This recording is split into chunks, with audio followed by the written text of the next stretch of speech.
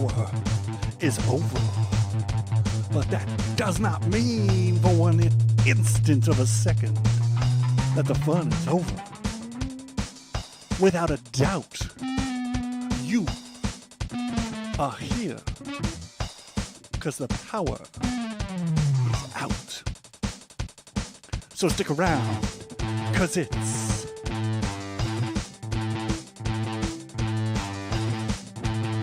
Power Out.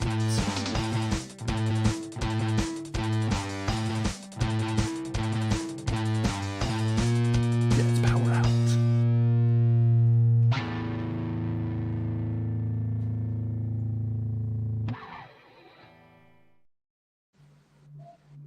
Welcome to your live reaction to NWA Power. This is Power Out at lovewrestling.ca. Whether you're joining us on Facebook, YouTube, Twitch TV, whether you're joining us live or during the replay, thank you so much for tuning in and joining us for our reaction to all things National Wrestling Alliance. My name is Zak Ralph. I will be your host. And this week I have a special guest already fumbling my words, and we're only 30 seconds in. Please excuse me. I'm going to have a sip of water while I introduce my guest, John from Wrestling Plug Inc. John, how you doing, man? I'm doing well. How about yourself? I'm doing good. Just getting off of the night of a good night of wrestling after enjoying NWA Power, and I'm thrilled to be welcoming you to the show. This is going to be some fun. Oh, I'm excited, man. I can't wait. I'm pumped to be on the show and talk NWA. I'm glad it's back. Have you been keeping up with what's been going on these past 2 weeks weekend, a pay-per-view of NWA? I didn't catch the pay-per-view. I can't remember what was going on that day. I had a lot going on, but I did watch last week's episode and this week's episode, so I've caught up on the reboot of Power, so to speak. And can I just start and say that that theme music at the beginning, Into the Fire, is just amazing. Like, it gets me so hyped up. I'm surprised. I'm it's in my head all day once it starts playing. Mr. J, who did the introductions that we just enjoyed, he also did the music, and he initially rejected my idea for an a cappella falsetto version of Into the Fire, and it's probably for the best because I don't think I could do it as rockin' as Dokken. I would do it, but it wouldn't sound good. You guys you wouldn't want to lose viewers. Quick comment from YouTube. Ryan Culp wants to shout out you. So, hi Ryan. What's up, my man? Call Pizzo. He helps me out every once in a while on WPI. That's my guy. Right on. There's some inter-chat banter happening between Spencer and Ryan, and of course Spencer wants to shout us out, us handsome co-hosts that we are. Oh, he's too kind. He's too kind. And he also wants to say an extra shout out to WPI because they're excellent humans. And I could not agree more, because John and Wrestling Plug has been absolutely supportive of everything that Love Wrestling has been doing since the get-go. And it is so appreciative. But enough of that, enough of the glad handing. Let's talk about... My head's getting too big for the screen, guys. I might have to... Just slowly zooms in, just suddenly all encompassing. That's the kind of production value we would love on this show. But again, we have an episode of NWA Power to discuss, and I was really pleased with what we watched. Coming up off last week, it ended in the big 6-man tag match, and there's hints of dissension between the tag team champions. There's also hints of Chris Adonis joining Strictly Business after the 6-man tag. Some good stuff that led into this show, and I was really happy to see them capitalize on that momentum. What did you think? Soft bullet points before we go in depth. Oh, the opening segment with Aldis, I find him super intriguing. He's playing the good guy in all of this, and he's not in Strictly Business, but I just dig that. I think that is such a fun heel thing to do, where you're like, no, I'm the good one. I don't know what's going on, but we all know you know what's going on because you're running the show. You said it in this show that it is your show. He's got a lot of nuance to him as a heel that you don't really see in a lot of the major wrestling programs. He's just so smug. He's good. Yeah. He's got redeeming qualities and certain standards of ethics. Sometimes they're questionable, but other times, like, he's really like thoughtful. He puts over the baby faces for like as the top tier competitors that they are, as they are part of the National Wrestling Alliance. And I love this promo because it kicks off.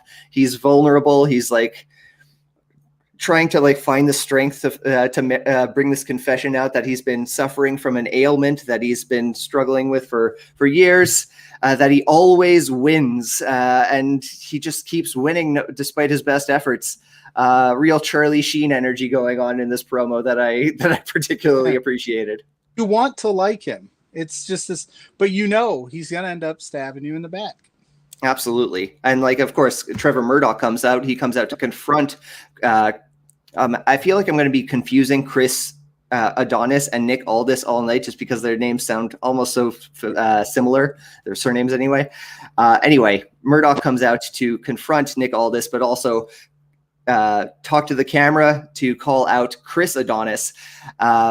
And, you know, they have a little showdown hit between Nick and Trevor, but it all just leads to a big ambush by Chris Adonis. He attacks the already vulnerable neck of Trevor Murdoch, and that lays the groundwork for the rest of the program, as that's going to be the main event of the evening, national championship main event contest, no disqualification, no countouts. What do you think of everything, all the chaos there? It was, when Murdoch came out, Personally, I was sitting there and I was like, I would have milked this for like maybe another week. Like, I've been in the hospital all week and now I want to fight you, no DQ. I might have waited maybe one more week. And then as we saw later, it became the main event, which I was a bit confused. I had to look back and I was like, wait a minute, what happened to, they didn't really explain why all of a sudden that's the match. But he took a beating, and, you know, I'll have to ask you, I mean, I'm not 100% sure. How many no disqualification matches do we see in the NWA? So there's not many. No, not very much. Like even their run, their most recent run from like 2018, 2019, before the pandemic shut them down. The only one I recall was between Mr. Anderson and Eli Drake. And that kind of led. I would have built this one up a little bit more and made it feel a little bit bigger. I mean, obviously we'll get to the end of the show and it ended up being a pretty big deal, but that's where I was like, it was a little rushed for me, but I mean, Murdoch, you could see the passion in him. That dude's promo. I love his promo work. You can tell like he knows what he's doing. I got to agree with you. Like, it was very, like, he's just so good when the chains are off and he can just be him. Like, I wasn't really into WWE at the time during his run in the tag team division. But what I did see, I didn't really have a chance to get impressed with him. He didn't really have material to sink his teeth into. This time, like, you know, he was speaking from the heart. He was coming in like a house on fire. And yeah, like you said, like, it was this is a little rushed, kind of like jumping into a main event that very evening. It's very very uncharacteristic of the National Wrestling Alliance that I know. But that doesn't mean I'm not going to give it a chance. Right. And I'm certainly going to look forward to the main event as it is. From there, you know, we jump to another interview with the one and only May Valentine. She's interviewing the tag team champions. Aaron Stevens is, you know, he's still mourning the loss of Joseph Hudson, as we all are, certainly, and certainly those close to him, far more hard than any of us humble fans. He says he's going to be dedicating the rest of his career to Joseph Hudson, to the question mark. And that's when he's confronted by Saul Ranallo, who's just humbly requesting a tag team title contest for next week. Aaron Stevens grants it, tells him he's got to step it up, wear his big boy pants, and he's going to see him next week. Who do you think his tag team partner might be? You know what? I'm not 100% sure on that. I was sitting there trying to think, like, who's just sitting around waiting? Because he's got to find somebody, and they haven't revealed the whole roster that they have currently yet for this new run. So your guess would be as good as mine. I dug the Aaron Stevens side of the promo, and I loved how he was like, yeah, anytime you want. Didn't dance around. He said, next week, let's make it happen. And I like that Aaron Stevens a lot. I think we know his past and what he was doing in the WWE. And I like a super serious, like, baby face, like, all right, taking on all challengers. Let's make it happen. Got to agree with you there. I don't want to jump too far back into the show, but Spencer wants to kind of jump on what we said as well. Hell of a point. I think NWA does a great job of keeping their stip matches special. If that makes sense, of course it makes sense, Spencer. Yeah. You only make sense. That's why I was very shocked to see that like they went right there right away after one. Like I was like, okay, we're gonna do this, and they had a main event lined up, as we'll talk about later, Yeah.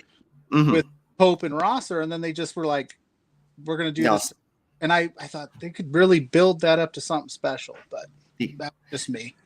For whatever reason, they that's not the road they went with. As for the tag team title picture for next week, I'm kind of hoping for Slice Boogie. We're going to get to him in a little bit, but like I haven't seen much of him except for his work so far in the NWA, and I'm really liking Slice Boogie. And I think, I don't know, if it's going to be someone we've already been introduced to on the roster, I think Slice Boogie and Sol Ronaldo would be an interesting fit. But I think there's a lot of wiggle room for a nice surprise tag team partner. And with the falling out between Kratos and Stevens that was alluded to in the last episode of Power, who knows? Maybe we could be looking at new tag team champions as soon as next week. Yeah. Like you said, Slice Boogie, as we'll talk about, man, that gear was slick. I liked it. Yeah. The Mets thing gear. And then, but there could be a change in the guard. And it looks like Stevens is now going to be this baby face. Maybe get him into the, the national title picture and the, 10 pounds of gold again. Maybe that's where he needs to be because he's over right now. I mean, strike while the iron's hot. Absolutely. Now's the time to really capitalize on Stevens' momentum. Much like, in the very same spirit that WWE would strike with the irons hot for Rey Mysterio, kind of riding that babyface momentum of his personal connection to Eddie Guerrero.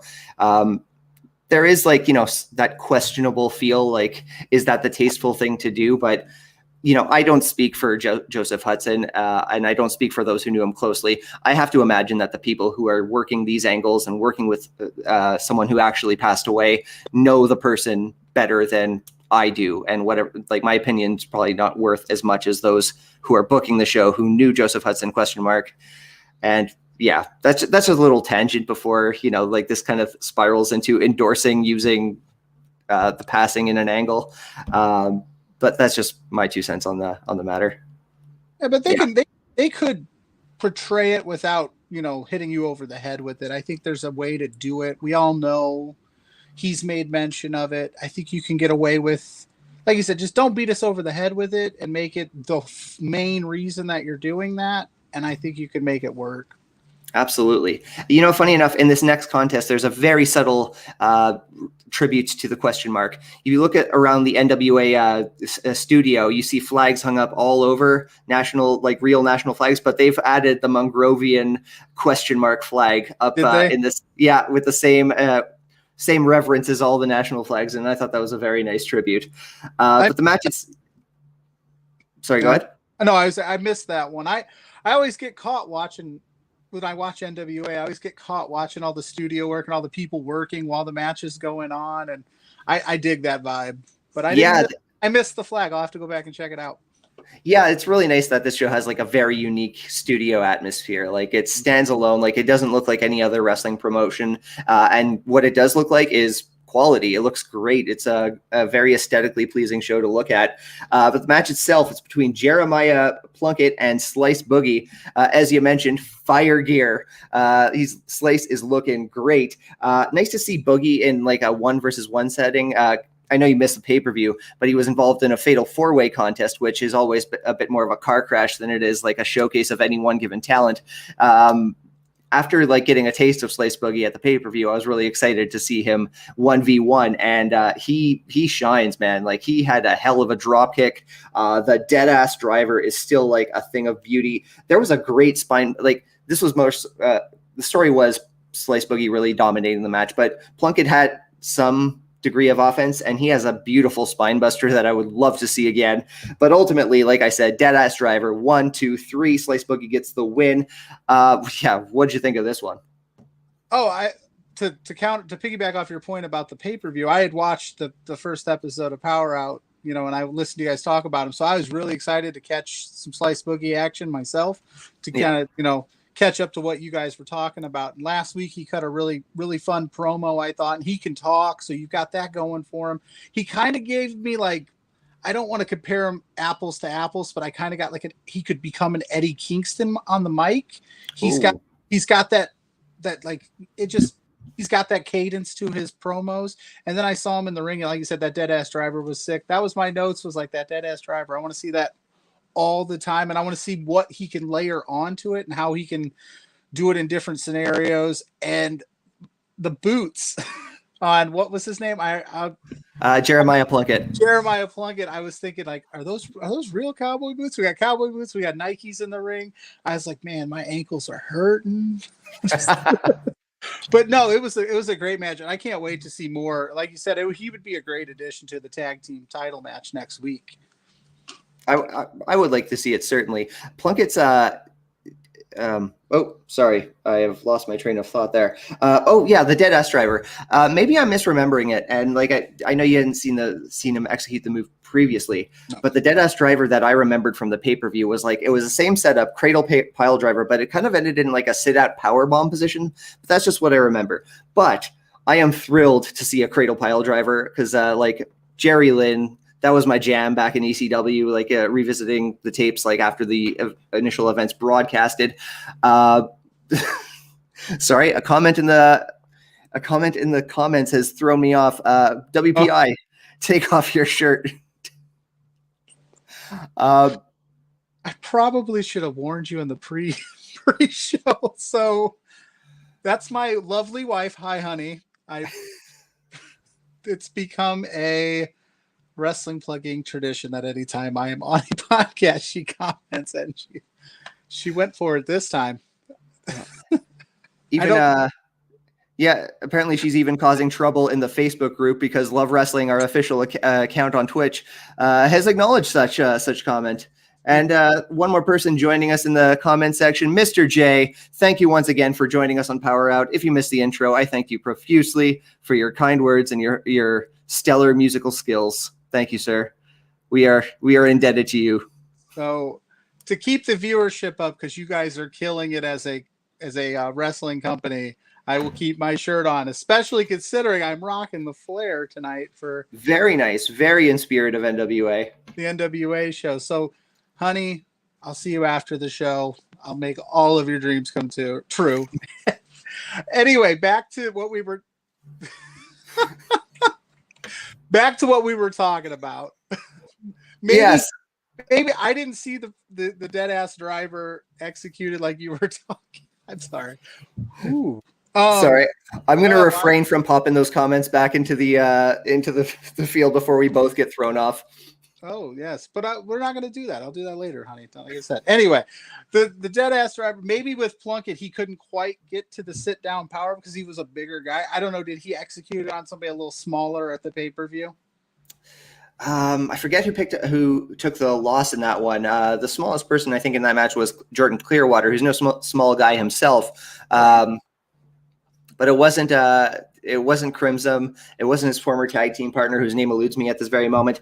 But yeah. Anyway, either way, whether it ends in a power bomb, whether it ends in a cradle driver, I am happy. The dead ass driver is a pleasure to watch executed. And I just love that name. Like, right? Dead ass driver. Like, no, there's no dancing around it. It is what it is. You know exactly what's about to go down. So I'm all for more Slice Boogie on my TV screen. Yeah. I think PowerrrOut is a pro Slice Boogie program for sure.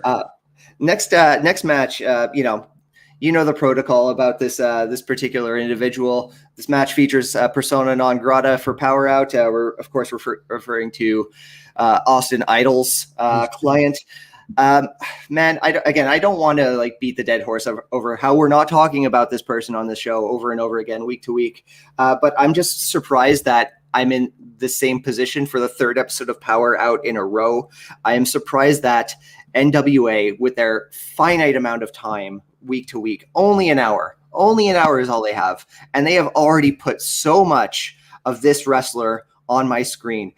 And it's such a misstep, and it's so disappointing to see. But I don't know if this was intentional, but the fact that Velvet Sky left when this gentleman approached the table, I'm not sure if that was a commentary that they meant to make, but it certainly reminds me of the Fox News story. That I had two notes from this. Yeah, I know you said that we weren't going to talk about him, so I didn't go in depth. Yeah. I liked Mims a lot. I think they need to have him more. I think he looks great. And Tim Storm's comment of "that's what a gentleman does." I was like, damn. And Okay. if, yeah. Yeah. And if anyone's a gentleman, Tim Storm is an absolute gentleman. Absolutely. But yeah, to your point, Mims looked great, man. Like he was just like a great baby face. Like he was just selling and selling and selling and selling. And he made the wrong person look like $1 million, but he is putting in the work. And I love to see that kind of energy from, even when they're taking a loss. Like it's important to put him in a match and give him to somebody else. And like I said, let them, because then they both look like $1 million. Imagine what we'd be talking about if it was Mims versus like, I don't know, Aldis or something, it'd be like, whoa, yes, more. Mm-hmm. But instead we're like, aw. End of the contest leads to Pope and Fred Rosser having a face off at the podium. This is when they first referenced that their television title contest has been postponed. Very peculiar choice to do so, considering this is a pre-tape show. And even if you look in the episode description on Fight TV, you see Fred Rosser versus the Pope for the NWA TV Championship. I get it. Narratively, it makes sense why they're. Okay, narratively, it's plausible why they did this. I don't know if it makes perfect sense, but it was a strange choice to advertise the match on a pre-recorded show and just disregard that. And they had it at the open and they talked about it, and then I doubled back and like rewound, and I was like, did they make mention, like, did Murdoch go to somebody like Billy Corgan and say, we have to do this right now, I don't care, you need to pull Pope and Rosser? Like there was no, like, it didn't tie it up for me, so I was confused. I was like, wait a minute, I thought I was getting Pope tonight in a match, and I was all excited, which, I mean, the main event was an awesome main event, but it just, the promo that both of them cut didn't make any sense if they weren't having a match at the end of the show. Am I wrong? Maybe I missed something. That's why I'm. Oh geez, his name eludes me again. Kyle Davis. Excuse me. Yeah, Kyle Davis did say something about it being the match being postponed, but that was like very quick and almost like forgettable. Like happened so quick that they just kind of sweep it under the rug. Whatever the case may be, I did like the promo that they actually cut, though, because again, like with Pope, you're always going to get a good promo. But again, the star of this one for me was Fred Rosser, because I was not expecting him to go like full heel. He was talking about how he's like, kind of a benchmark, or he makes the wrestling industry run, which is self-aggrandizing. And I just thought he was very good, and I was very pleasantly surprised. And when he said primetime players, I was like, billions of dollars. Like, he said it. And I pop for stuff like that because I am a child at heart. No, I hear you. And like the primetime players, that was a great tag team. Probably cut off too soon. I think they had a lot of untapped potential as a team. Whatever the case may be, like if Fred Rosser is landing in NWA and he's able to make a living in the independent scene, more power to him, man. Because like he never blew me away in WWE, but like I think he's a very talented individual. And now that he's got this, I don't know, new persona in NWA, again, I don't know what he's been really, what character he's been portraying on the indies, but in NWA, I'm already really buying into Fred Rosser. Oh, that match is going to be awesome. I mean, I'm actually, that's why I was kind of disappointed that they didn't do it tonight. Cause I want to talk about that. That's going to be a good time. And then I dig this like the seven rule. I think that's an interesting wrinkle here, because then each Pope match has now got an extra layer of like, will he get to 7? Will we see him in all this? Which I want to see that happen. I'm looking forward to seeing something like that happen pretty soon. Absolutely. I mean, like even in the last run of NWA, the first TV champion after bringing the championship back was Ricky Starks. I was really hoping he would go through 7 and then have a match with Aldis, because they did some groundwork between those two that would have led to something really special, I think. Then, of course, he lost it, I don't know, match 3 to Zicky Dice. Zicky Dice has, of course, moved on to bigger and better things, and he's passed off the TV title to Pope. all the same, it's such a good rule, and I think they have a lot of potential for creative storytelling with the Lucky 7 rule. Have to agree with you 100%. Yeah. Oh, sorry, that's not the one I was trying to highlight. The 7 rule is one of the best parts of NWA. I have to imagine it's Spencer running the Love Wrestling CA Twitch comment stream right now, and I could not agree more. Absolutely. 4th time is a charm, and I remember to log into my personal account. So now we know that it was indeed Spencer speaking. That's a great name. That's fantastic. It's one of the most clever handles I've ever seen. Absolutely. I wish I was that. I wish I was that. One day I'll get there. We'll get there. Following contest, we get a tag team match: Sky Blue and Genocide versus Alex Gracia and Thunder Rosa. Melina on commentary. Man, Thunder Rosa is just so frigging good. It is just like an absolute privilege to watch her. With the first like few minutes, she's just like dissecting Sky Blue just so perfectly. Just beautiful technical wrestling in that first minute. I couldn't take my eyes off the screen. Me neither. I think you hit all those nails on the head there, man. She's fantastic. She's one of my favorite wrestlers going, of men or women. I'm like, Thunder Rosa's on the screen, I gotta watch. And that match was great. And I thought Sky Blue and Genocide did really well in their spots. And I kept thinking to myself, like, I want to see more of them on NWA as well. I'd like to see where they go. And that's the beauty of like what NWA does. Like when I started watching it, the last go around, I didn't know who Ricky Starks or Eddie Kingston was at the time. And now they're 2 of my favorites. Like, and that's what this program is doing, is putting over some new and exciting faces. So I'd like to see more of them. And then we had Genocide staring down Camille at the end there. Yeah, Genocide is not someone I was familiar with, but like I really liked what I saw of her tonight. There was this moment where Gracia had Genocide in a waist lock, and Genocide was throwing Gracia around. Like what a flex! This was was such a cool visual. But like you said, the match comes to an end. Thunder Rose is lining Genocide up to finish her off, but she gets blindsided by Camille with a big spear, while Melina rushes to Thunder Rosa's side, and of course we get a stare down between Genocide and Camille. And back to what you were saying on that note. Camille looks like $1 million. Like maybe I don't know, maybe I'm not in all the knows and all the circles, but why isn't she a bigger deal? Like, she looks like $1 million. She presents herself really well. She's very serviceable in the ring. Like, maybe this is the NWA saying, we want to keep you special, so we don't want to see you go do things with NWA or AEW and things like that. But I look at her and I'm thinking, why isn't she doing more? She's fantastic. I love everything that she does. Yeah, like these past few weeks have been really great for Camille. I mean, like she was involved in some really great stories in the last run of NWA, but she wasn't really front and center. Now she's really getting a chance to shine. She's the #1 contender, and she's like last week she decimated Alex Gracia.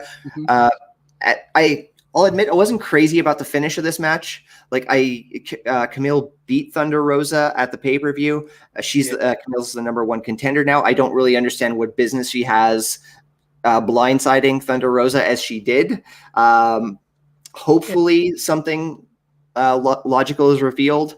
It seemed a little fly-by-night booking to me, but is it maybe Deeb's not ready to go yet, so let's extend it out? That's the only thought. That's the only thought I had, was that maybe they're extending just the Rosa Camille thing. Like, oh, you got one over on me, let's do it again, just until Deeb's ready to go with the knee. Because they made mention that she's the champ, and I know she's been out for a couple months now. Yeah, it's definitely something to that effect, and that certainly makes sense. And, there's always ways that you can extend a storyline and extend that kind of rivalry. I just really hope that they give us as fans something to sink into. Spenny, this is storyline only, but Camille should only be targeting the champion right now. And I think that's where we're both at. Hopefully we get something a little more of substance between Camille and Thunder Rosa. Why take a step back? And again, only in story with going after someone you already beat. that's exactly where I'm at as well. Well, because yeah, if anything, Rosa should be going after Camille because she's the #1 contender. So yeah, it was a little backwards. Yeah, I'm with you. Yeah, like I know that Thunder Rosa's the babyface, but like I almost wouldn't have had this kind of reaction that I'm having right now if Rosa jumped Camille after a match, saying that we're not done here. And full credit to Rosa because she is incredible. Absolutely. I think, wrestling is always subjective, but I think if you don't like Thunder Rosa, I have to have like a conversation with you and actually understand why, because like that seems suspicious to me. Yeah, like real quick, top of your head, you ever seen a bad Thunder Rosa match? No. Not a bad Thunder Rosa match. I'll admit in Lucha Underground, she was Cobra Moon. She had a mask, and she even admits that wasn't her best work because she never really wrestled in a mask before then. But yeah, I've never seen a bad Thunder Rosa match. I've only seen good Thunder Rosa matches. Yeah, I'll go on the record. If you're not a fan of Thunder Rosa, I don't know. What are you talking about? Exactly. I'm with you. 100%. Absolutely. We head off to the main event, and we got Aldis on commentary. Gally and Aldis, they start grilling Tim Storm, asking if he's going to be stepping back in the ring or whether this commentary is going to be a full-time gig. I really like that moment, and like Tim Storm kind of like, bad Thunder Rosa matches are like bad pizza. Even when they're bad, they're still pretty great. Very astute as always, boss. Yeah, and anyway, I really like that moment because I like Tim Storm in the ring, and I hope he's not done. But I also like that he said, like, if the right thing comes up, I'll be back in the ring. He's not going to, like, just jump in for no reason. He's probably not going to be there week to week. Anyway, I'm happy that there are more Tim Storm matches on the horizon. I love that segment. I dug that Aldis just prodding him, and, like, Tim's, like, gritting his teeth, but he's a professional. So he's like, I'm on commentary. I'm going to do my job. And I'm just going to, yep, you're the champion. That's all I'm going to say. Personal feelings aside. And, Aldis was like, he was trying to get him.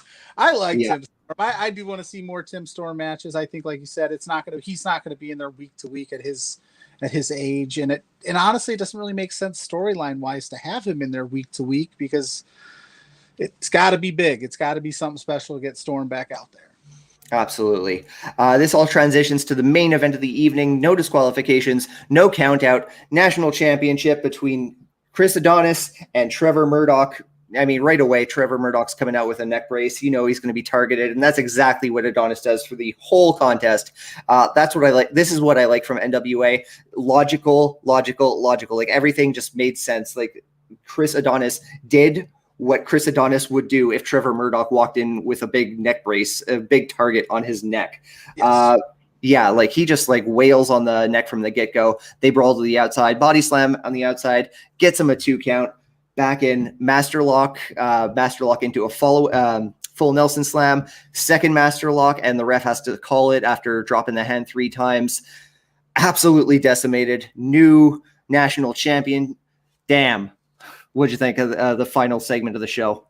I was surprised. I really was, because I guess maybe I'm conditioned and I don't want to, talk about other brands because this is the NWA PowerrrOut post show. So we're not going to get into, but how many times that neck brace has come out and they pull it out somehow. And I was surprised that they just were like, nope, he barely got any offense in. They left the neck brace on for longer than I thought they were going to. And I was like, that's a really nice touch. And then when the babyface commentator, his name is escaping me. It wasn't Storm. Yes. He was like, what's Adonis doing going after the neck? And all this is like, that's what he's supposed to do. You're coming out with a target.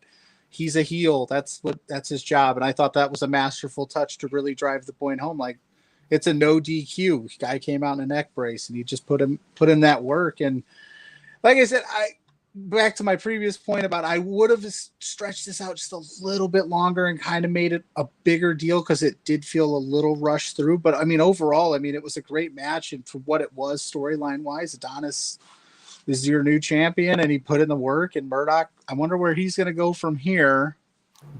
But it was a good match overall. I had no complaints. Absolutely. It told the story that it needed to tell. gave us a new champion. And back to what you said earlier about the commentary over this moment. And again, this is once again a testament to both Tim Storm and Nick Aldis. Nick Aldis is talking about targeting the neck and how he did the same thing. He did the very same thing when he beat Tim Storm for the NWA championship. He was targeting the back, and that's why he has to wear orthopedic suits. It was such a good, like, smug heel line. I just love that little extra attention to detail. Like, name another promotion that like throws back to the psychology of a match that's already like 8 years or 3 years old at this point or so. It was a remarkable level of detail. Not many for sure. Now I'm just interested with the wrinkle of the Strictly Business. Now Adonis has are we going to eventually he's just going to get in, and then are they going to hold all the gold and pretty much run NWA? I feel like that's where we're going with this, because I feel like Camille this is a perfect time for her to win the women's title, and it's going to be just all gold everything in Strictly Business. Yeah, and like I love factions that have championships, like are just clad in championships, providing the faction in question has earned it. And I mean that creatively. I don't mean as like, whether they actually won or lost a worked contest. Just really cool. And I like this little flirtation between Adonis and Strictly Business. There's a lot of potential and a lot of different ways they can go. Very open-ended. And again, that concludes like what I thought was a pretty strong episode of NWA Power. It was a really good episode. I'm glad it's back. Like, it just aesthetically, it looks great. It's this. When I first saw it back when it re-debuted on YouTube a few years ago, I was like, am I really going to be into this? And then I just watch it and I'm just like, less is more, right to the point. Storylines make sense. There's not all this fluff. It's a really good, easy hour of television. Absolutely. And again, this episode created a lot of questions that I'm looking forward to being answered in future episodes. Of course, like the easy one, is who is Sol Renaro's tag team partner going to be? Will Chris Adonis be able to join Strictly Business? And all the questions that are surrounding their women's division. And I'm so thrilled to see them put all this effort into their women's division, because I thought that was really lacking in their last incarnation. Even with an absentee champion who is recovering from injury, they're still like I'm intrigued what's happening. You got the little side plot with Melina and whether she's going to be able to get back into Thunder Rosa's good graces. I think Genocide is really going to be able to have an opportunity to shine, and I really hope she does after that showdown with Camille. The women's division in NWA is exciting, and it's been a long while since we've been able to really say that outside of like a couple matches here and there. I was waiting for Camille and Genocide to go to blows, and then they just cut it. And I was like, "Ooh, good, well done." Yeah. Come back next week. I will. I certainly hope they come to blows. If not next week, then sometime soon. At least they make us wait on some things. Right. Yeah. John, thank you so much for joining us for episode 3 of PowerrrOut. Before we let you go, please let us know let the audience know where they can follow you on social media and otherwise on the World Wide Web. Oh, well, first of all, the pleasure's all mine. Absolutely appreciate you guys giving me an opportunity to come on and talk some wrestling, man. I love it. No pun intended. You can find me on Facebook at Wrestling Plug Inc. You can find me on Instagram at Wrestling Plug Inc. Twitter is just Wrestling Plug. They wouldn't let me throw the ink in there. I'm not sure why. I'm also on Apple, Spotify, Anchor, doing podcasts here and there. Occasionally I do the Squash Mash podcast, which is a quick and easy listen where I'm just driving home from my work. I have about a 40-minute commute home, and I just think about wrestling all day, and then I just talk about the thoughts that I have on that day. And you can also catch me every so often on Tuesday nights on the Crazy Wicked Pinfall Show. My buddy Throwback's doing a podcast over there, so I pop in on that occasionally. So yeah, I'm all over the place, just doing the best I can to talk wrestling in the best way I know how. Beauty, man. Thank you once. Also, sorry, I did forget. I do have one more thing. I really apologize. I do want to put this one over. I do WordPress Independent Spotlight series. If you catch those, please give those a look. I spotlight as many independent wrestlers as I can. I just did a couple with Casey Lennox, Lizzie Blair. I had Billy Starks on not too long ago as well. please check those out. You know, there's plenty of independent wrestlers out there that don't get enough shine. So that project means a lot to me. And I can't believe I almost forgot to put that over. So an honest lapse, but that's a hell of a crop of guests. So yeah, kudos, sir. That is awesome. Thank you. Yeah. Thank you for tuning in to this week's episode of PowerrrOut. We're going to be back next week. It's going to be a busy week on Love Wrestling because it's going to be a busy week in the whole wrestling scene. It's, of course, WrestleMania week. PowerrrOut will not be covering WrestleMania, of course, but there will be lots to talk about, surely. I fully expect NWA to really step up their game in a week where there's going to be a wealth of wrestling content, and we will join you then. Till then, follow us on lovewrestling.ca on Instagram and Twitter. Go ahead and follow me at Smarkmouth right here, or right there it is. There it is. And of course, well, yeah, point to yours too if you can find it. They're right there. There you go. Or the Band-Aids. Sorry. This is weird trying to like orient with like this overlay situation. Anyway, it looks great. It looks really good. So thank you. But yes, whether we can orient ourselves in this overlay or not is a topic for another podcast. Until then, this has been PowerrrOut. If I can find the sign off.